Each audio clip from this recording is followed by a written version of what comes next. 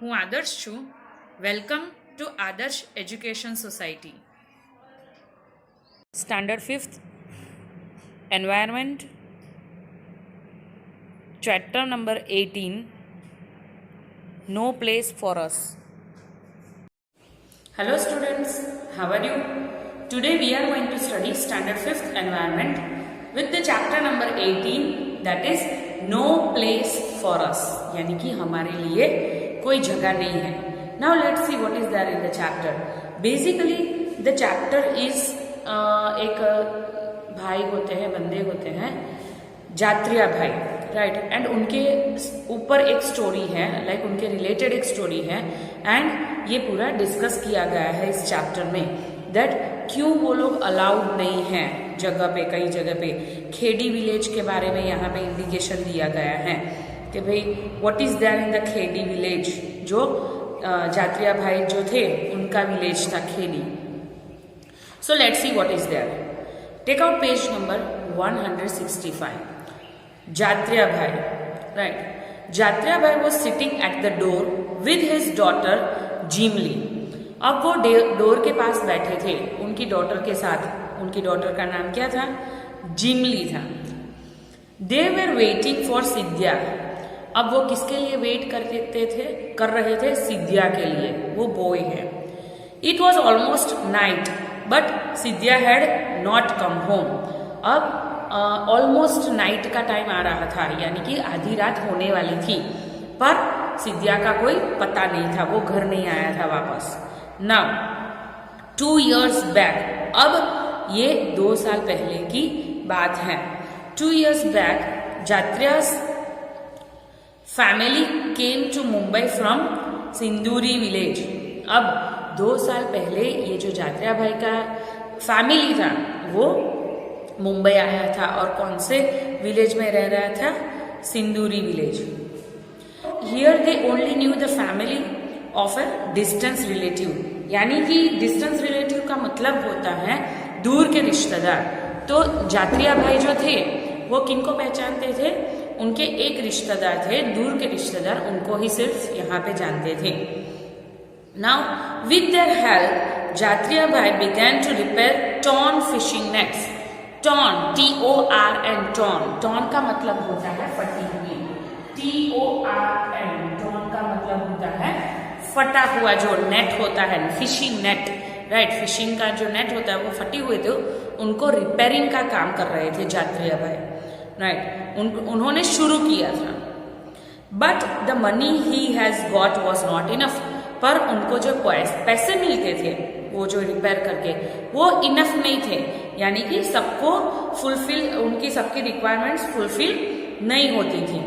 They had to पे for the medicine. अब कौन कौन से उनके खर्च थे? तो उनको मेडिसिन के लिए पे करना पड़ता था, food, school fees and rent for the houses, and जो घर था उसका रेंट भी उनको पे करना पड़ता था. तो जो फिशिंग नेट रिपेयरिंग का काम था, टॉर्न फिशिंग नेट रिपेयरिंग का काम, उनसे उनका खर्चा पूरा नहीं होता था. Here they even had to buy water. अब यहाँ पे उनको पानी भी खरीदना पड़ता था, right. Now young Siddhiya also had to work in the nearby fishing factory to earn money. यानी कि जो सिद्धिया था उनको भी काम करना पड़ता था, और वो कहाँ पे काम करते थे? नियर बाय फिशिंग फैक्ट्री थी, वहाँ पे वो काम करते थे. From 4 hours till 7 o'clock in the morning he cleaned and sorted the big and small fishes. अब वो नियर बाय फैक्ट्री में जहाँ पे काम करते थे वहाँ कैसे काम करते थे? सुबह 4 से लेके शाम को 7 बजे तक. और क्या काम रहता था? Sorting of the fishes, right. Small and big fishes का सॉर्टिंग आउट का काम वो करता था. Now in the evening he would wander, यानी कि घूमता था अराउंड द वेजिटेबल मार्केट. अब और क्या सिद्धिया करते थे कि वो घूमते थे मार्केट के आसपास. He would help someone memsahib, यानी कि lady to carry her bags. कई को वो लोग क्या करते थे, ये जो सिद्धिया थे वो क्या करते थे? हेल्प करते थे. कोई अगर लेडी होती है, मेम साहिब, लेडी को हम मेम साहिब बोलते थे, उनका बैग कैरी करने के लिए वो हेल्प भी किया करते थे. और go to the railway station to pick the empty bottles and newspaper to sell to the kabadi wala, that is junk seller.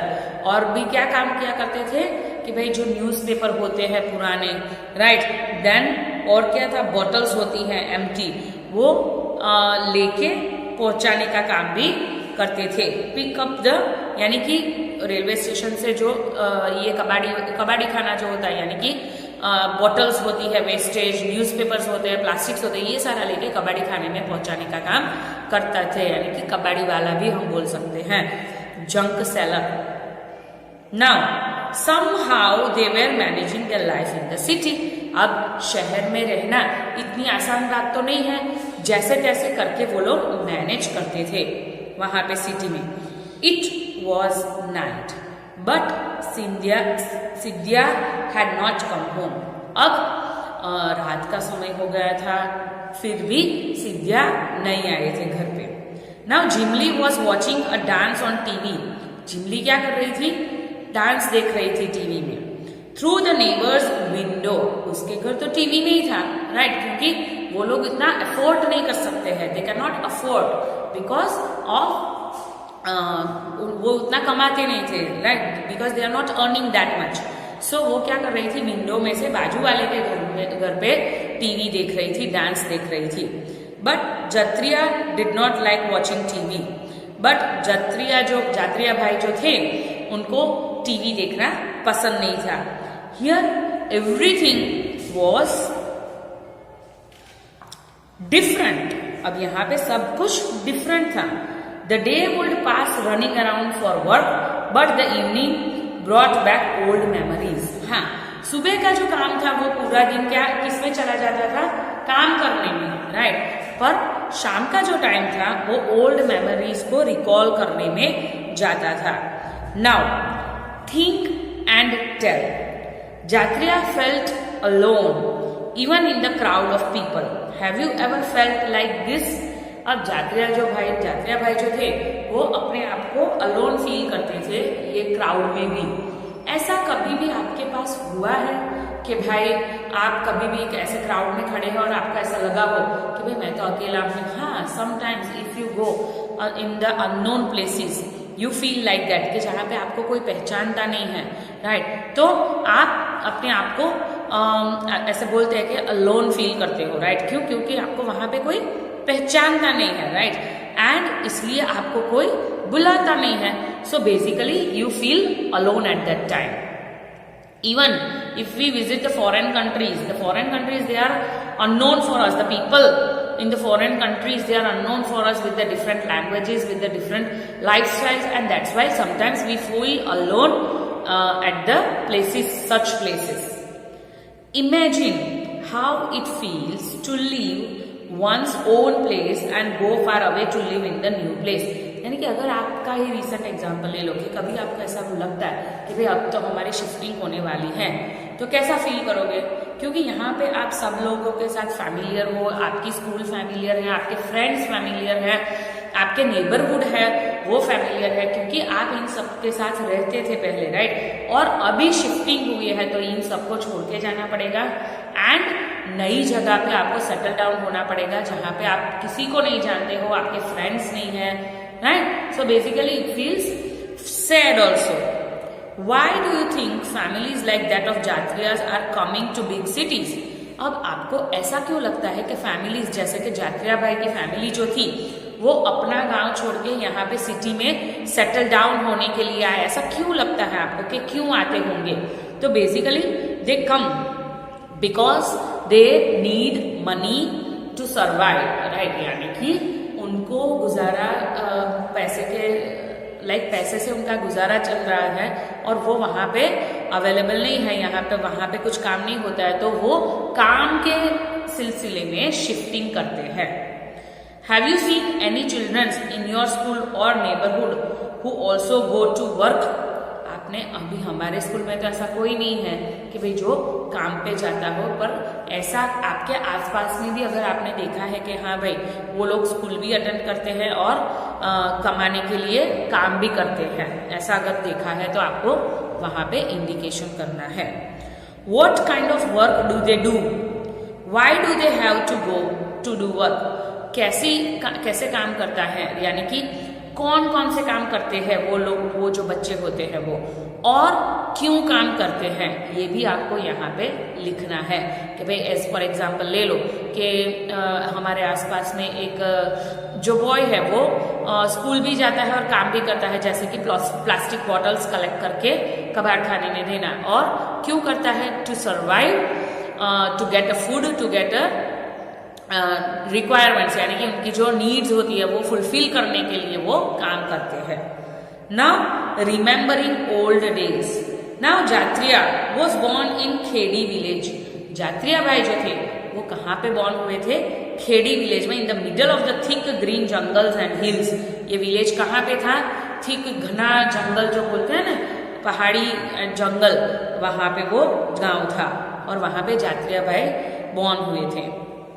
His people had been living here for many years even before his grandfather was born, यानी कि बोलते हैं ना कि पूर्वजों के time से, यानी कि हमारी जो पीढ़ी होती है उसके टाइम से वो लोग वहां पे रह रहे थे, यानी कि ग्रैंडफादर के टाइम से वो लोग वहां पे रह रहे थे।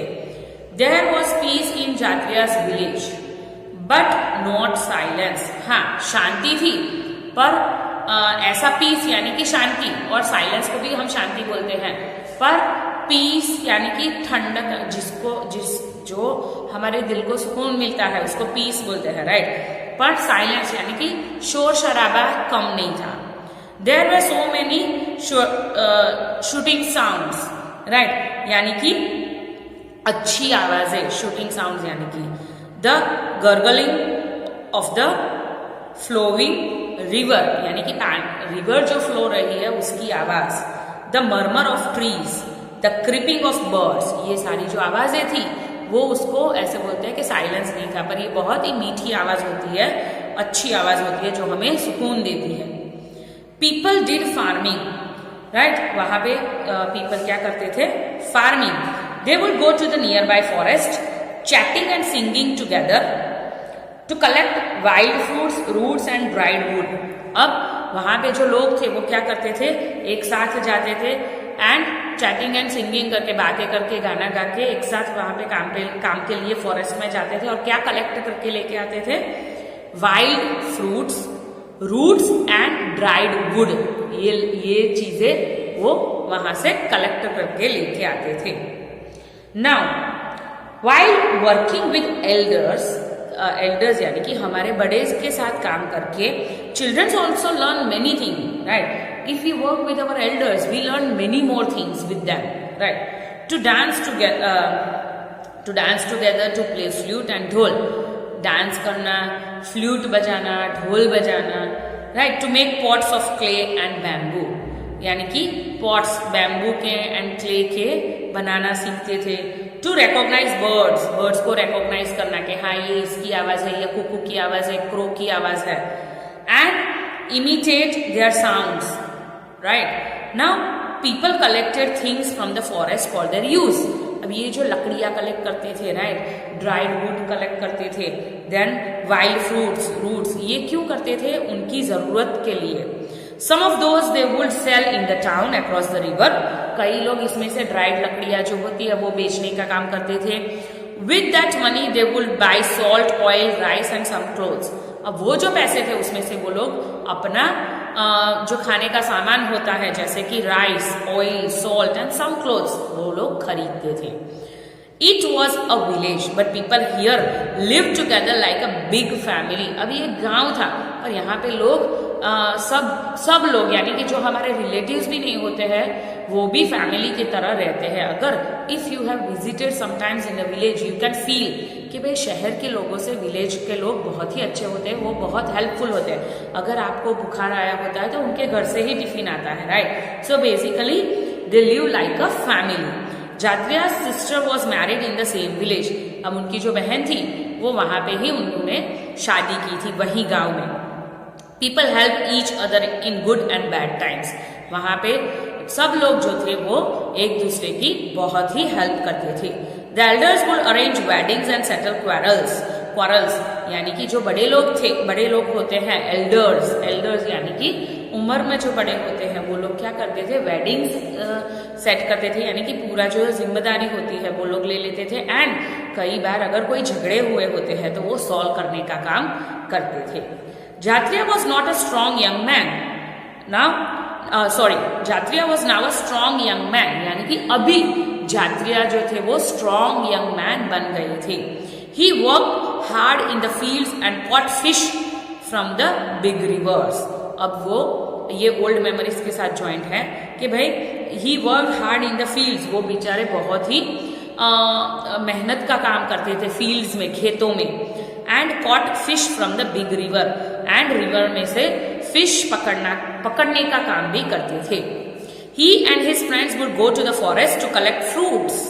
वो और उनके जो फ्रेंड्स थे वो फॉरेस्ट में जाके वुड कलेक्ट करते थे, फ्रूट्स कलेक्ट करते थे, roots and plants for medicines and fishes from river to sell these in the town.